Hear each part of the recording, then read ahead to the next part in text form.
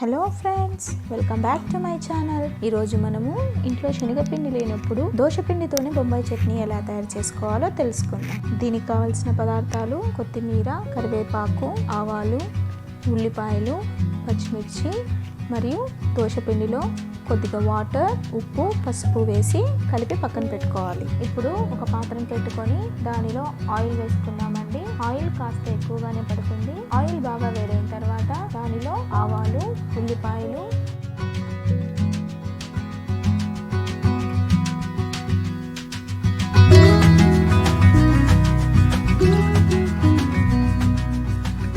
పచ్చిమిర్చి,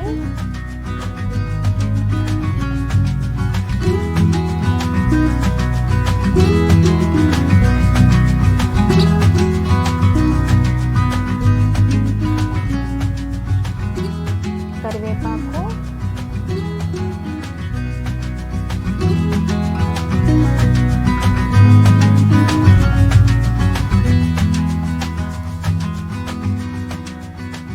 పసుపు,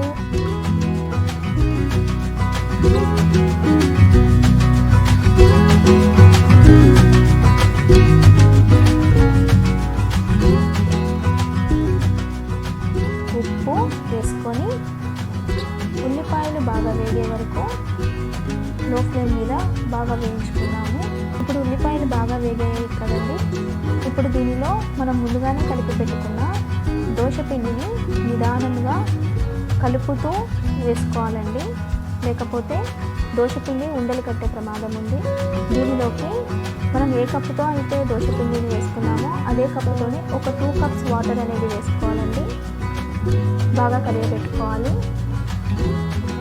ఇప్పుడు దీనిని లో ఫ్లేమ్ పైన ఒక 15 మినిట్స్ పాటు ఉడకనివ్వాలండి.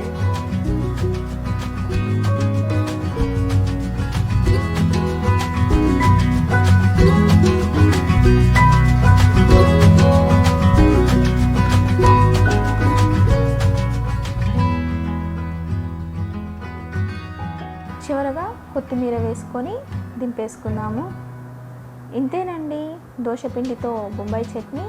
మీరు కూడా మీ ఇంట్లో ట్రై చేసి ఎలా వచ్చిందో మాకు కమెంట్ చేయండి.